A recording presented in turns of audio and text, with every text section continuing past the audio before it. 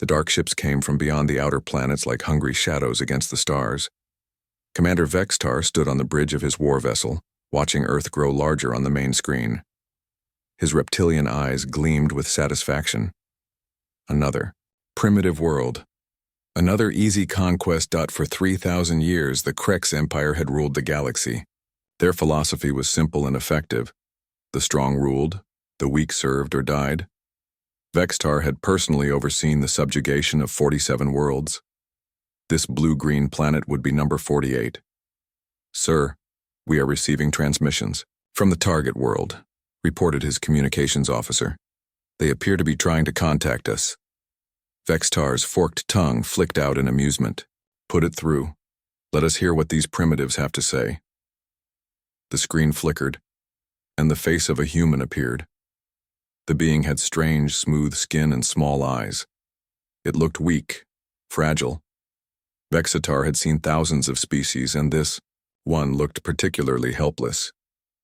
"This is Hyunwoo of the Earth Defense Force, the human said calmly. "We have detected your fleet approaching our system. Please state your intentions."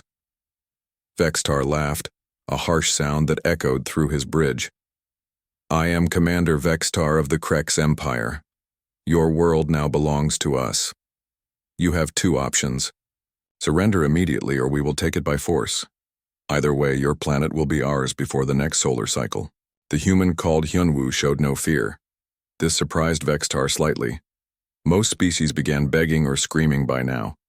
Instead, the human simply nodded. "I see. And if we refuse? Then your species will join the many others we have erased from existence," Vextar snarled, showing his razor-sharp teeth. "Choose quickly. My patience is limited." The transmission ended. Vextar turned to his tactical officer. "Begin scanning their defenses. I want to know what pathetic weapons they possess."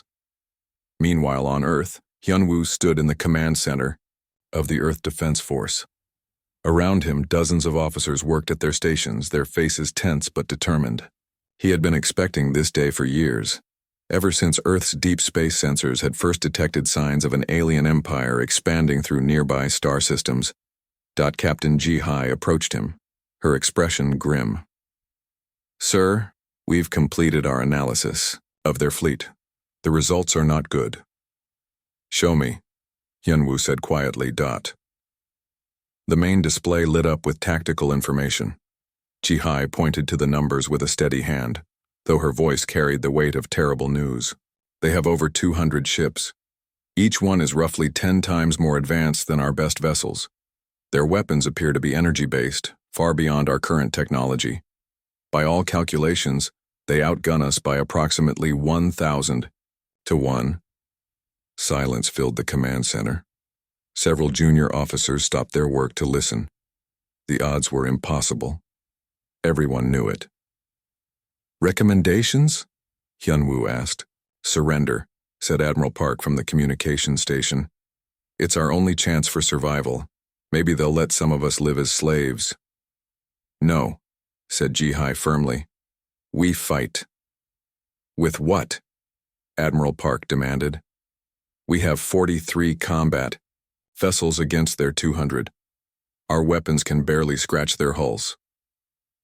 "We have something they don't expect," Ji-Hai replied. "We have the will to fight for our freedom." Hyunwoo looked around the command center. These people had families, children, hopes for the future. He thought of his own daughter, safely hidden in one of the underground cities.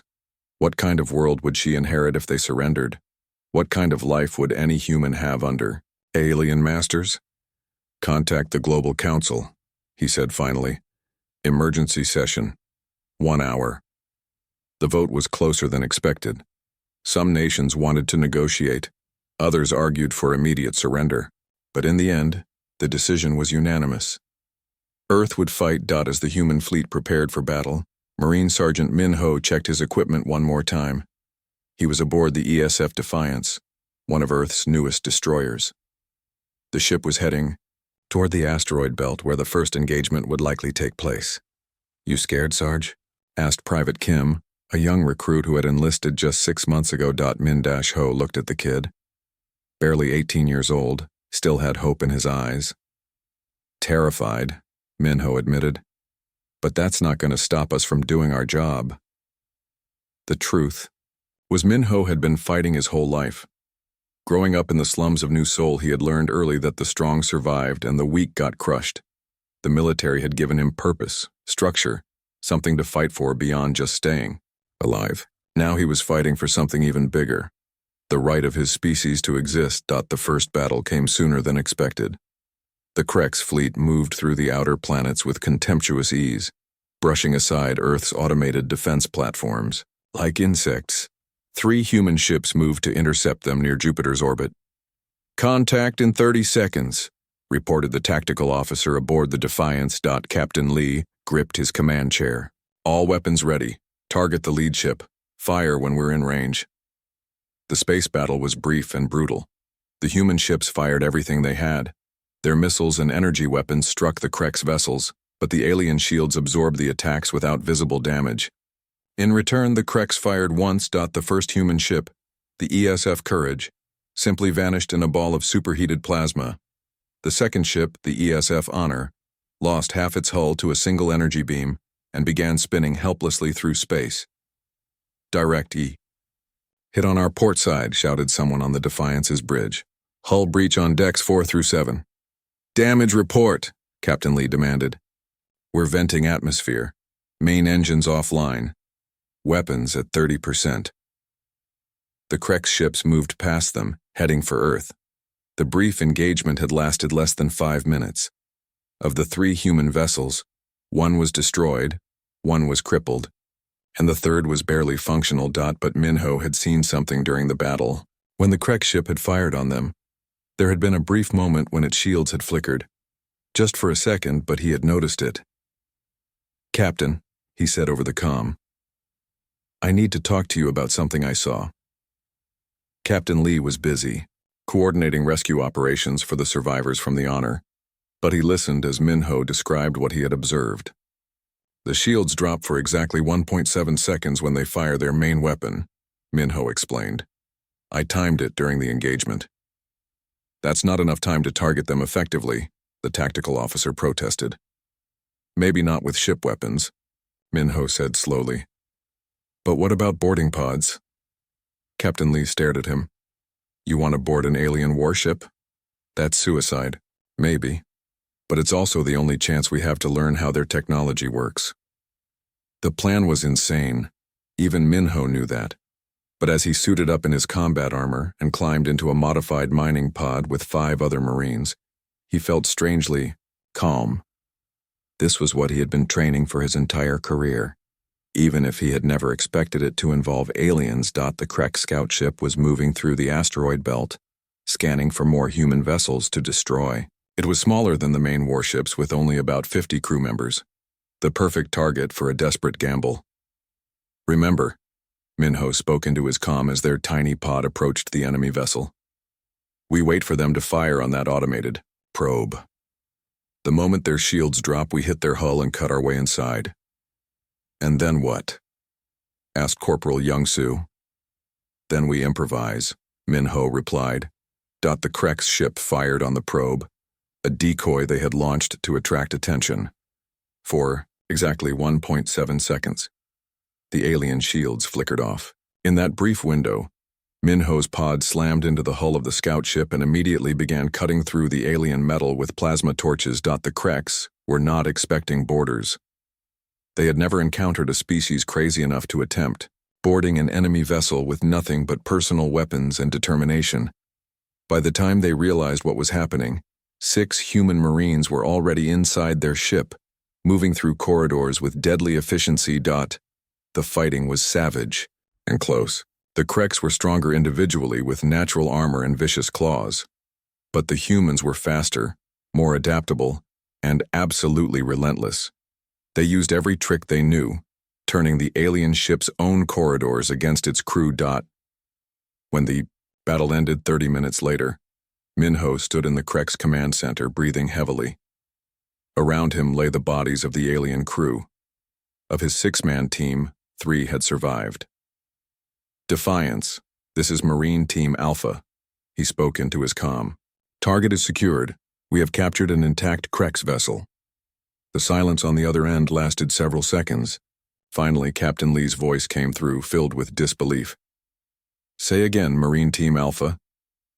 We have captured an intact enemy vessel, sir, and we're bringing it home. As the captured Krex scout ship limped toward Earth under human control, Vextar received the report with growing anger.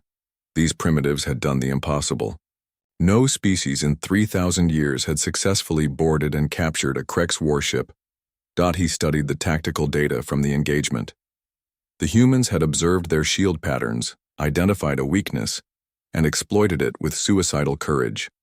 They had also demonstrated something he had never seen before: the ability to fight effectively in close combat, without any advantages in strength or natural weapons. Sir, his tactical officer approached nervously.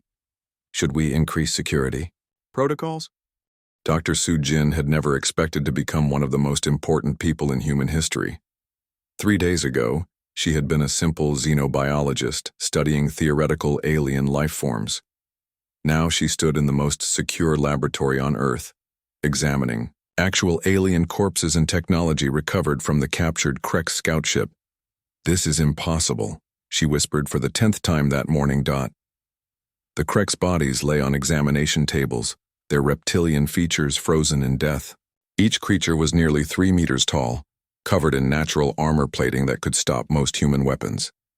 Their claws were razor-sharp, designed for tearing through metal and flesh alike. By every measure of biological evolution, they should have been the perfect killing machines. What have you found? Asked Hyunwoo, entering the laboratory with Captain Ji-hai close behind. Su-Jin looked up from her microscope, her face pale with exhaustion and amazement. These creatures are incredible predators. Their muscle density is 3 times that of a human. Their reaction speed is 40% faster than ours. Their natural armor can withstand direct hits from our standard rifles. Then how did Minho and his team kill them? Ji-hai asked. That's what makes this so impossible, Su-Jin replied, pulling up data on her computer screen. I've been analyzing the combat recordings from their helmet cameras. The humans shouldn't have won that fight, not according to any biological laws I know. She showed them the footage frame by frame. The humans moving through narrow corridors using their smaller size as an advantage. The way they coordinated without speaking, communicating through hand signals and pure instinct. The absolute refusal to retreat even when wounded. Look at this. Su-Jin pointed to a section of video where Minho fought a Krex warrior hand-to-hand. The alien is stronger, faster, better armed, but watch what happens. The recording showed Minho being thrown against a wall hard enough to crack his ribs. Any normal person would have stayed down. Instead, he rolled away from the next attack, grabbed a piece of broken metal, and used the Krex's own momentum to drive the makeshift weapon through a gap in its armor. He kept fighting with 3 broken ribs, a concussion, and a dislocated shoulder, Su-Jin said quietly. His adrenaline levels during the fight were beyond anything I've ever measured. And this wasn't just Minho. All the human fighters showed the same patterns. Hyunwoo frowned. What are you saying? I'm saying that we might be more dangerous than we realized. I've been studying the Krex database from their ship. They've conquered 47 worlds. Every single species they encountered either surrendered immediately or was wiped out within days. None of them ever fought back effectively. Why not? Ji-hai asked. Because most species evolved along predictable paths. They became either intelligent or physically powerful, but never both. The Krex themselves are perfect examples, incredibly strong and fast, but their thinking is rigid, predictable. They rely on overwhelming force because that's always worked before. Su-Jin pulled up another screen showing biological comparisons. But humans are different. We somehow developed both intelligence and physical resilience simultaneously. We can think our way through problems, but we can also endure incredible amounts of pain and keep fighting. The Krex have never encountered anything like us. While the scientists studied alien biology, the war continued. The Krex fleet had moved into Earth's inner system, destroying defense platforms and orbital stations with casual efficiency. Human Losses were mounting rapidly. On the surface of Mars, Marine Corporal Tae Young crouched behind the twisted wreckage of a mining facility. He was alone, the last survivor of his unit after a Krex landing force had attacked the human colony. His rifle had 5 shots left. His water was gone. He had been fighting for 72 hours straight. The Krex patrol was getting closer. Tae Young could hear their heavy footsteps crunching through the red sand. There were at least 20 of them, hunting him through the ruins of what had once been New Busan colony. They wanted to capture him alive to learn human tactics. Tae-Young had other plans. He had spent the last 3 days turning the colony into a death trap. Every building had been rigged with improvised explosives made from mining equipment. Every corridor was filled with tripwires and hidden weapons. The Krex might be stronger and faster, but they were walking into territory he knew better than his own home. The first alien rounded the corner cautiously, energy rifle raised. Tae Young waited until it was exactly where he wanted it, then triggered the explosive charge he had hidden in the wall. The blast brought down half the building, crushing 2 Krex under tons of debris. The others immediately opened fire, their energy weapons turning the air around Tae Young into superheated plasma, but he was already gone, moving through maintenance tunnels he had memorized during his 3 years stationed on Mars. He emerged behind them, fired his last 5 shots with perfect accuracy, then disappeared again before they could react. 3 more aliens fell. The survivors were now afraid to enter any enclosed space, but that was exactly what Tae Young wanted. In the open, they had every advantage. But among the ruins of the colony, with traps and hidden weapons everywhere, the war became a deadly game of patience. And humans, Tae Young had learned, were very good at being patient when their survival was at stake. By the time the rescue ship arrived 3 days later, 23 Krex bodies lay scattered through the ruins of New Busan. Tae Young had survived by using everything he could find as a weapon: mining equipment, construction tools, even the colony's automated systems turned against the invaders. The recording of his last stand was broadcast throughout the human fleet. Morale soared. If one Marine could hold off an entire Krex landing force, maybe they really could win this war. On Earth, Captain HFY was preparing for her most desperate mission yet. The Krex fleet was moving toward Earth, and the human fleet was too damaged to stop them in a conventional battle. But HFY had been studying the captured alien technology, and she had discovered something interesting. "You want to ram them?" Admiral Park stared at her in horror. "That's suicide." "Maybe," HFY replied calmly. "But look at these technical specifications." She showed him the data Sujin had extracted from the Krex computers. The alien dreadnoughts were powerful, but their shields were designed to deflect energy weapons and missiles. They had never needed to defend against kinetic impacts because no species had ever been crazy enough to ram them with their own ships. "If we can modify one of our cargo vessels with extra armor and engines, we might be able to punch through their shields before they can adjust," HFY explained. "1 ship, maximum acceleration, straight into their command vessel. The crew would never survive the impact. That's why it has to be volunteers only," HFY said quietly. "I'll pilot it myself." The plan was approved within hours. As news spread through the human fleet, volunteers flooded in. Hundreds of people wanted to crew the suicide ship. HFY had to turn most of them away. The mission only needed 12 people. But she had enough volunteers to crew 50 ships. The modified cargo vessel ESF Last Hope launched 24 hours later. It had been stripped of everything non-essential and loaded with armor plating and the most powerful engines humanity could build. Its crew of 12 included some of Earth's best pilots, engineers, and tactical specialists. The Krex dreadnought Worldbreaker was the pride of their fleet, 3 kilometers of deadly technology that had personally conquered 15 worlds. Commander Vextar stood on its bridge, watching Earth grow larger on the main screen. "Sir, we have a single human vessel approaching at high speed," reported his tactical officer. "Destroy it," Vextar ordered without interest.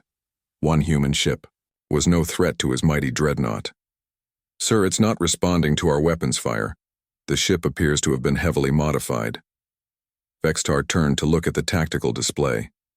The human vessel was indeed moving faster than should have been possible, and their energy weapons were having no effect on its armor. What are they doing? He wondered aloud. His question was answered when the ESF Last Hope slammed into the world breakers, forward section at nearly 30% of light speed. The impact tore through the alien ship's shields like they were made of paper, penetrating deep into the hull before the massive explosion consumed both vessels. When the light faded, the world breaker was broken in half, its crew dead, and one of the most powerful ships in the Krex fleet was drifting wreckage. The human ship was gone, vaporized in the impact, but its sacrifice had done something no Krex commander had ever seen. It had proven that human determination could overcome any technological advantage. Across the galaxy, other alien species watched the recordings of the battle with growing amazement. The humans were not just fighting the Krex, they were actually winning some battles. Species that had been enslaved for centuries began to whisper among themselves. Maybe the Krex Empire was not as invincible as everyone believed. On the Krex homeworld, the High Command received Vextar's reports with growing concern. These humans were unlike any species they had encountered. They fought with a combination of intelligence and savage determination that made no sense according to Krex understanding of warfare. They should have surrendered by now, muttered General Kresh, studying the tactical reports. The first alien species to make contact with humanity was not the Krex. 3 months after the war began, a small, damaged ship limped into Earth's outer system, broadcasting a message of peace. The vessel was barely functional, its hull scarred by energy weapons. Young Kama, Earth's lead diplomatic officer, had never imagined her first contact with non-hostile aliens would happen during a war. She stood in the communication center staring at the creature on the screen. It was small, maybe half the size of a human, with large eyes and delicate features that reminded her of a bird.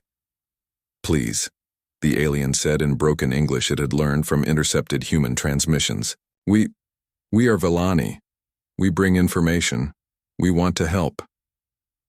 "Help with what?" So Young asked carefully. "Help you fight the Krex. We know their weaknesses. We know their secrets." The alien's voice carried years of pain and anger. "They destroyed our world 50 years ago, killed billions of our people, made slaves of the survivors." The story that emerged over the next few hours changed everything humans thought they knew about the galactic situation. The Krex Empire controlled over 300 worlds, but most of those worlds were inhabited by enslaved species forced to work in mines, factories, and farms that fed the Krex war machine. "How many species are under Krex control?" Hyun Woo asked during the briefing. 47 intelligent species," replied the Vellani diplomat, who called himself Swiftwind. "Some extinct now, others enslaved. None free except those too primitive for the Krex to bother with. And they all just accepted slavery?" Swiftwind's large eyes showed something that might have been shame. "What choice did we have? The Krex ships arrived, demonstrated their power by destroying our cities, and demanded surrender. Most species chose life as slaves over death as free beings." "But not all of them?" So Young asked, sensing there was more to the story. "Some fought.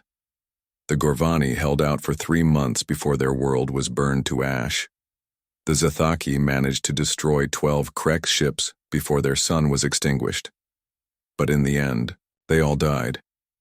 Fighting the Krex was considered suicide." "Was considered," Hyunwoo repeated. "But not anymore." Swiftwind leaned forward, his voice dropping to a whisper. "Word is spreading. The impossible humans who actually fight back and win. Slave worlds are watching your broadcast, listening to your radio transmissions. They speak of you in secret, calling you the Hope Bringers." Within days, more refugee ships began arriving at Earth. Not many. The Krex controlled space travel tightly, but enough to bring intelligence about enemy positions, troop strengths, and most importantly, the locations of slave worlds ready to rebel. Wu-Jin had been a civil engineer before the war. Now he stood in a makeshift weapons laboratory, surrounded by captured Krex technology and human ingenuity. His job was to turn alien devices into weapons humans could use. The problem, he explained to the team of volunteers working with him, is that their weapons are biologically coded. They only work for Krek's DNA. So we can't use them? Asked Dr. Park, a physicist who had joined the war effort. Not directly, but I found a way around it. Woojin held up a modified Krek's energy rifle. We can't make their weapons work for us, but we can make our weapons work better using their power sources. The modified human weapons were crude compared to Krek's technology, but they were effective. More importantly, they were designed around human tactics, quick to reload, easy to repair, and deadly at close range where humans fought best. As news of human victories spread through the galaxy, something unprecedented happened. For the first time in 3,000 years, enslaved species began to rebel against their Krek's masters. The uprising on Velani homeworld began with mining equipment turned against Krek's overseers. The revolt on Gorvani 2 started when construction crews sabotaged the orbital defense platforms. On dozens of worlds, species that had accepted slavery for generations suddenly remembered what freedom meant. The rebellions were not coordinated, but they didn't need to be. The Kreks had grown comfortable ruling through fear and overwhelming force. They had never planned for simultaneous uprisings across their empire. Commander Vextar found himself fighting a war on dozens of fronts. Every time he moved ships to crush one rebellion, 2 more would start elsewhere. His forces were stretched thin, and for the first time in his career he was losing control. The slave species are using human tactics, reported his intelligence officer. Sabotage, guerrilla, warfare, coordinated strikes on infrastructure. They are learning from the human broadcasts.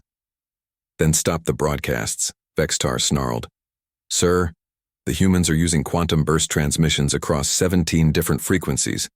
Every time we block one, they switch to another. And the slave species are retransmitting the signals, amplifying them across the galaxy. The Krek's empire was facing something they had never encountered, an enemy that grew stronger as news of their victories spread. Each human success inspired more rebellions, and each rebellion forced the Kreks to divide their attention. On Earth, Minho stood on the bridge of a captured Krek's cruiser that had been renamed ESF Liberation. His Special Operations Unit had successfully boarded and captured 18 enemy ships in the past month. Each capture provided more technology, more intelligence, and more proof that the Kreks could be beaten. Sir, we're receiving a transmission from the Velani Underground, reported Communications Officer Hyo Jin. They're requesting assistance with a rescue operation. The mission was dangerous even by human standards. A Krek's prison ship held over 10,000 enslaved Velani, including scientists and engineers who had been forced to work on new weapons for the Empire. The ship was heavily defended and surrounded by escort vessels. It's a trap, warned Tactical Officer Jun Seo. The Kreks know we can't resist a rescue mission. They're using the prisoners as bait. Probably, Minho agreed. But we're going anyway. The battle around the prison ship lasted 6 hours. The humans lost 2 vessels and took heavy casualties, but they succeeded in rescuing the prisoners. More importantly, they proved to the galaxy that humans would risk everything to save innocent lives, even the lives of alien species they had just met. The rescued Velani scientists brought with them detailed knowledge of Krek's technology and military doctrine. They also brought something even more valuable, proof that the Krek's empire was not invincible. They are afraid, explained Dr. Singing Dawn, the lead Velani scientist. For the first time in their history, the Kreks are experiencing something they do not understand. An enemy that adapts faster than they can respond. The information provided by the rescued aliens revealed the true scope of the war. The Krek's empire controlled hundreds of worlds, but their military was designed for conquest and intimidation, not for fighting a prolonged war against adaptive enemies. They are predators, Dr. Singing Dawn continued, but they are ambush predators. They strike hard and fast, expecting their prey to submit. They have no experience with prey that fights back effectively. Meanwhile, across the galaxy, other species were watching the war with growing interest and fear. The humans had proven that the Kreks could be defeated, but they had also demonstrated a level of tactical ruthlessness that made some aliens wonder if humanity might be even more dangerous than their current oppressors. The Zephyrian Council, representatives of a peaceful trading alliance, held an emergency session to discuss the human question. They fight with an efficiency that borders on terrifying, observed Counselor Bluestream. Their boarding actions are conducted with precision and brutality that even the Kreks cannot match. But they also risk their lives to save strangers, pointed out Counselor Starwalker. No species in galactic history has ever conducted rescue missions during active warfare. The debate continued for days. Were humans saviors, or simply a different kind of predator? The answer would determine how the galaxy responded to humanity's growing influence. On the Kreks' homeworld, the High Command faced a crisis unlike any in their history. Grand Marshal Thexmore, Supreme Commander of all Kreks forces, studied the tactical displays with growing disbelief. In 6 months, we have lost 47 ships, control of 12 worlds, and the loyalty of 6 enslaved species, he announced to the assembled commanders. Our production capacity is down 30% due to rebellions. Our military is scattered across 100 different battlefronts. It is only one species, protested Admiral Korthak. One primitive world with limited technology. One species that has done more damage to our empire in 6 months than we have suffered in the previous 1,000 years. Thexmore replied coldly. These humans are not like any enemy we have faced. They do not fight to surrender when they take casualties, they fight harder. The truth that no Kreks wanted to acknowledge was becoming undeniable. Humanity represented something new in galactic warfare. They combined the tactical intelligence of advanced species with the relentless determination of cornered animals. But the most disturbing aspect of human warfare was their ability to inspire others. Every human victory broadcast across the galaxy led to more rebellions, more species remembering what freedom felt like. On Earth, Hyunwoo stood in the expanded command center that now coordinated not just human forces, but rebellion movements across dozens of worlds. The war had grown far beyond Earth's struggle for survival. 6 months after first contact, humanity launched its first interstellar offensive. The target was the Kreks military base at Proxima Station, a massive complex that served as the regional command center for 12 star systems. The base had never been attacked in its 200-year history. Admiral Ji Hai stood on the bridge of the ESF Vengeance, humanity's first purpose-built warship. Unlike the converted civilian vessels they had been using, this ship was designed from the ground up for combat using everything they had learned from captured Kreks technology. All ships report ready, announced Captain Dong-Su from the communication station. Ji-Hai looked at the tactical display. 15 human warships, 8 captured and converted Kreks vessels, and 3 ships crewed by liberated Velani volunteers. It was the largest fleet humanity had ever assembled, but it was still tiny compared to the Kreks forces they were about to face. Remember, she broadcast to all ships, we are not here to destroy everything.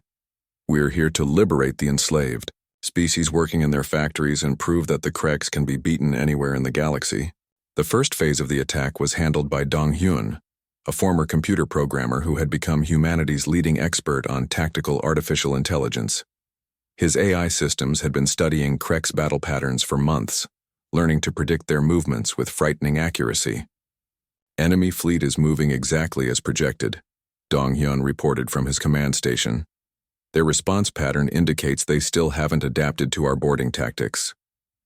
The Kreks defended Proxima Station exactly as they had defended every other target for 3,000 years, with overwhelming firepower and rigid tactical formations. But humans had spent 6 months learning to turn those advantages against them. The human ships scattered into seemingly random patterns that confused Kreks' targeting systems. When the aliens concentrated their fire on one ship, the others would dart in close enough for boarding actions. When the Kreks tried to prevent boarding, the human ships would coordinate their fire on specific targets. Lieutenant Min Ho led the first boarding assault, taking his team directly to the station's command center while other units secured the slave quarters. The Kreks had finally learned to expect boarding actions, but they still couldn't effectively defend against them.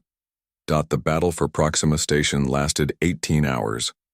When it ended, the most important Krex military base in the sector was inhuman. Hands, over 30,000 enslaved workers had been liberated, and 8 more Krex warships had been captured. But the real victory was what happened next. Live broadcasts of the battle were transmitted across the galaxy, showing alien species that the Krex Empire could be defeated anywhere, not just around Earth. On the liberated world of Velani Prime, He-Jin stood in what had once been the Krex governor's palace.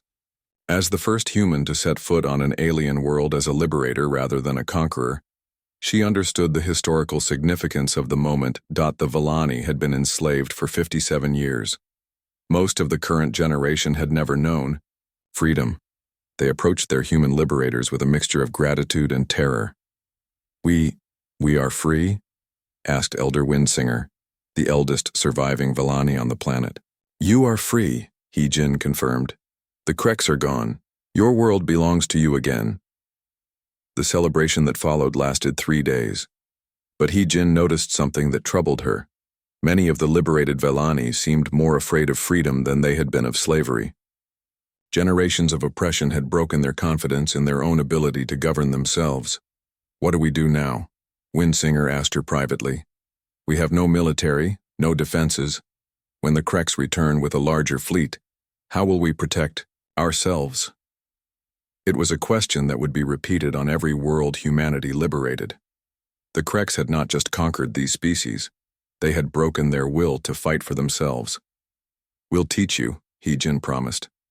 "Human military advisors. We'll help you build your own defense forces. We'll share our weapons technology, our tactics, everything we've learned." But even as she made the promise, He-Jin wondered if they were making a mistake. Teaching alien species to fight with human-level efficiency might create new problems. In the future. On Earth, the tactical situation was being analyzed by teams of human and alien experts. The war had evolved far beyond what anyone had originally expected.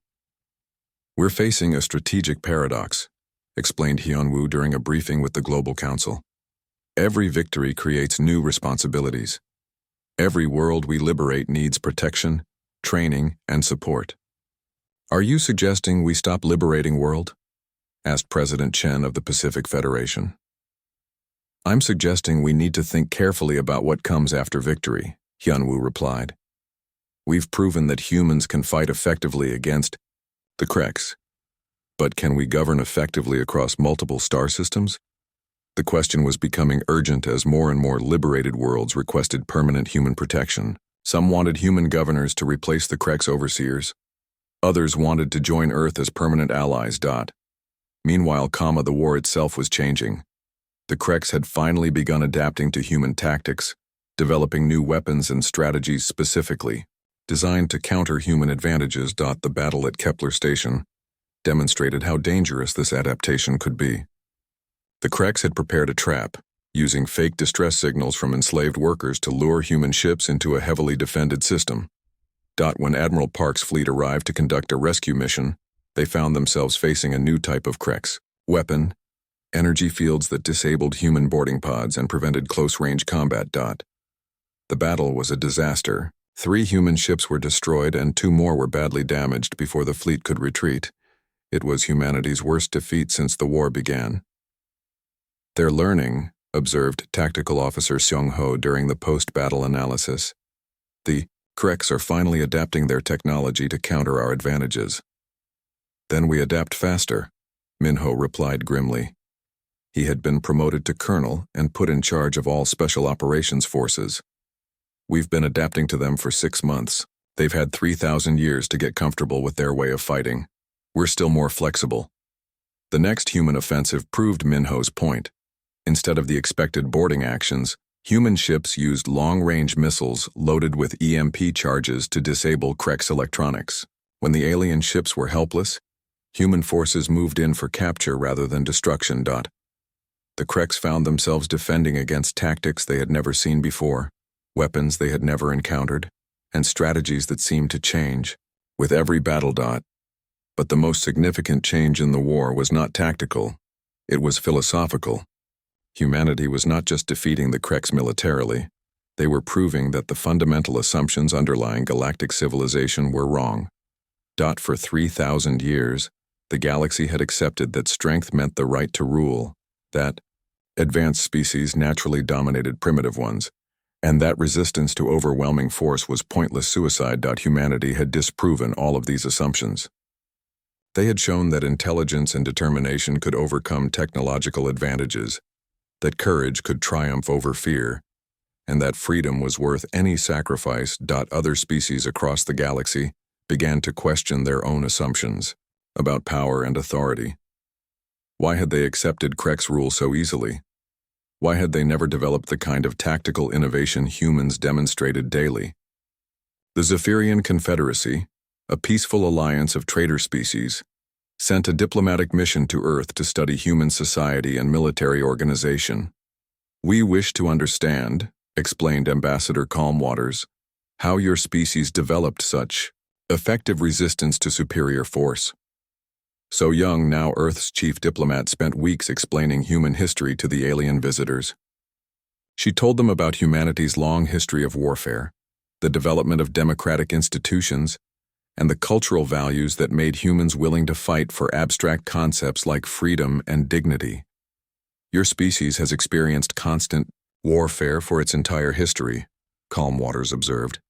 "This has shaped your development in ways we never experienced." "That's part of it," So Young agreed. "But there's something else. Humans have always believed that authority must be earned, not simply taken by force. We resist domination instinctively." The implications of this cultural difference were staggering. Most galactic species had evolved social structures based on submission to authority. They had never developed the cultural mechanisms that made humans willing to fight against impossible odds. As the war entered its 8th month, the strategic balance began to shift decisively in humanity's favor. The Krex Empire was fighting on over 100 fronts simultaneously, dealing with rebellions that grew stronger and more sophisticated with every human victory. Commander Vextar, once confident of easy victory, now found himself desperately defending Krex core worlds against human-led coalitions of liberated species. "They fight like us now," he reported to the High Command. "The slave species have learned human tactics. They coordinate attacks, use improvised weapons, and refuse to surrender even when defeated." "It is impossible," insisted Grand Marshal Thexmore. "Inferior species cannot learn superior tactics." But the evidence was overwhelming. 1 year after first contact, the Krex homeworld burned. Admiral Jihai stood on the bridge of the ESF Unity, watching the final battle unfold in the system that had been the center of galactic oppression for 3 millennia. Around her flagship, a fleet of over 300 vessels moved in perfect coordination. Human warships, liberated alien cruisers, and converted Krex vessels, all fighting together under a single command. "The last Krex stronghold has surrendered," reported Captain Youngmin from the tactical station. "Grand Marshal Thexmore is requesting terms." Jihai looked at the tactical display one last time. The Krex Empire, which had once seemed unstoppable, was finished, but the victory felt strangely hollow. Too many good people had died to reach this moment. "Patch me through to all ships," she ordered. When the communication channel opened, Jihai addressed the mixed fleet of former enemies and liberated slaves.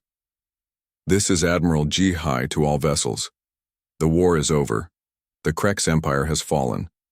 All species in this galaxy are now free to choose their own destiny." The cheers that echoed through the communication system came in dozens of different languages from hundreds of different species, but Jihai felt the weight of responsibility more than the joy of victory. On the surface of the Krex homeworld, Hyunwoo stood in the ruins of what had once been the Imperial Palace. The massive structure had been the symbol of Krex dominance for 3,000 years. Now it was empty except for human negotiators and the few surviving Krex leaders who had agreed to surrender. Grand Marshal Thexmore was smaller than Hyunwoo had expected. Without his ceremonial armor, the former ruler of the galaxy looked old and tired. "Your terms?" Thexmore asked in broken English, his proud head bowed in defeat. "Complete disarmament of all Krex military forces," Hyunwoo read from the document that had been approved by the newly formed Galactic Liberation Council. reparations to enslaved species, war crimes trials for military leaders, supervision of Krex worlds by an international council until a peaceful government can be established. Thexmore listened in silence, occasionally wincing at the harsh terms. When Hyunwoo finished reading, the old Krex leader looked up with something that might have been curiosity. "You could simply exterminate our species," he observed. "We would have done so in your position." "We're not you," Hyunwoo replied. Simply, dot. The difference in those 3 words summed up everything that had made human victory possible. The Krex had ruled through fear and overwhelming force. Humans offered something the galaxy had never seen, the possibility of strength without oppression, dot. But winning the war was the easy part. What came next would test humanity's character far more than any battle, dot. In the months following the Krex surrender, So-Young found herself appointed as Earth's first galactic ambassador. Her job was to help establish a new form of interstellar government that would prevent any single species from dominating the galaxy again. Dot. The task was more difficult than anyone had imagined. Many liberated species wanted humans to become their permanent rulers, replacing Krex oppression with human protection. Others were terrified that humanity would simply become a new form of galactic empire. "We don't want to rule the galaxy," So-Young explained for the 100th time to a gathering of alien ambassadors. "We want to make sure no one can rule it again." The solution they developed was unprecedented in galactic history. The Galactic Defense Coalition, a voluntary alliance of independent worlds committed to mutual protection and shared governance. "Each species governs itself," So-Young explained to the assembled delegates. "But all species help defend each other against any future threat." It was a radical concept. For the first time in galactic history, advanced species would be equals rather than masters and servants. Colonel Min-ho had been offered a promotion to general in command of the coalition's military forces. Instead, he chose to retire to a small farming world on the edge of human space. "Why?" asked Hyunwoo when he visited Min-ho's modest farm. "You could have any position in the new government. You're the most famous military officer in human history." Min-ho looked out over his fields of grain growing under an alien sun. "I've spent the last year learning how to kill efficiently. Now I want to learn how to grow things." It was a choice that said everything about human character. The warrior who had boarded the first Krex ship and started humanity's impossible victory had chosen peace when the fighting was over. Dot. But not all humans made the same choice. Some wanted to use their newfound influence to build a human-dominated empire. Others believed that humanity should withdraw from galactic politics entirely. The debate about humanity's role in the galaxy would continue for decades. But the immediate decisions shaped the future of interstellar civilization. Commander Wu Jin, now head of the Galactic Engineering Corps, worked with teams of mixed-species engineers to rebuild worlds devastated by the war. His job was not just to repair damage, but to teach other species the innovation techniques that had made human victory possible. "The secret is not just better technology," he explained to a group of Villani students. "The secret is learning to see problems as opportunities for creative solutions." The Engineering Corps became one of the Coalition's most successful programs. Within 5 years, species that had been technologically stagnant for centuries were developing innovations that surprised even human scientists.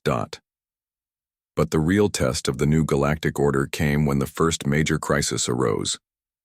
A species called the Hegemony, from outside the former Krex territories, launched attacks on Coalition worlds, apparently testing whether the new government could defend itself. The Coalition's response was swift and decisive. Mixed species fleets, trained in human tactical doctrine but commanded by officers from multiple worlds, defeated the Hegemony forces in a series of battles that demonstrated the strength of cooperation over domination.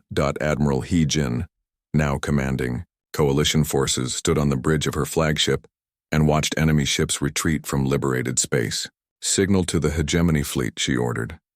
"They are free to leave in peace, but any further attacks on Coalition worlds will be met with full force." It was a message that echoed across the galaxy. The age of galactic empires was over. 50. Years after the war ended, Dr. Su-jin stood before a classroom of mixed-species students at the Galactic University on New Earth. She was old now, her hair white and her movements slow, but her mind was still sharp. "Who can tell me why the humans succeeded where other species failed?" she asked the assembled students. A young Krek student, one of the new generation born after the war, raised his hand. "Because they were stronger?"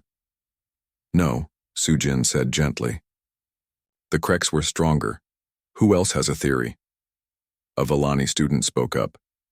"Because they were smarter?" Also, no. Many species were more intelligent than humans. The answer is more complex. She walked to the front of the classroom, looking at the diverse faces of her students, former enemies and former slaves learning together as equals. Humans succeeded because they possessed something unique in the galaxy: the ability to be both compassionate and ruthless, intelligent and instinctual, cooperative and independent. They could work together while maintaining individual identity. They could be gentle with friends while being merciless to enemies. She paused, remembering the early days of the war when everything had seemed hopeless. But most importantly, humans proved that strength and morality could coexist. For 3,000 years, the galaxy believed that might made right, that advanced species naturally dominated primitive ones. Humans showed us that real strength comes from choosing to protect rather than conquer. A student from the back of the room raised her hand. "Professor, do you think humans were perfect?" Su-jin laughed, a sound filled with both affection and memory. "Perfect? No, humans made many mistakes. They argued among themselves, doubted their decisions, and sometimes made choices based on emotion rather than logic. Then what made them special?" "They never stopped trying to do better," Su-jin replied. "Even when they were winning, they questioned their own motives. Even when they had power, they chose to share it rather than hoard it. That willingness to doubt themselves, to change, to grow, that was their greatest strength." Outside the university windows, ships from dozens of worlds moved through space lanes that were now free and open to all species. Trade flowed between former enemies. Scientific knowledge was shared freely. Children of species that had once been master and slave played together in galactic parks. It was not a perfect galaxy. There were still conflicts, still problems, still species that preferred isolation to cooperation. But it was a galaxy where freedom was the default rather than the exception, where strength served justice rather than replacing it. The human paradox, as historians would later call it, had changed the fundamental nature of galactic civilization. They had proven that a species could be warriors and peacekeepers simultaneously, that victory did not require the destruction of the defeated, and that true strength meant having the power to dominate, but choosing instead to liberate. In the end, the galaxy learned that the most dangerous predators were not those who ruled through fear, but those who refused to rule at all, who fought not for conquest, but for the right of all species to choose their own destiny.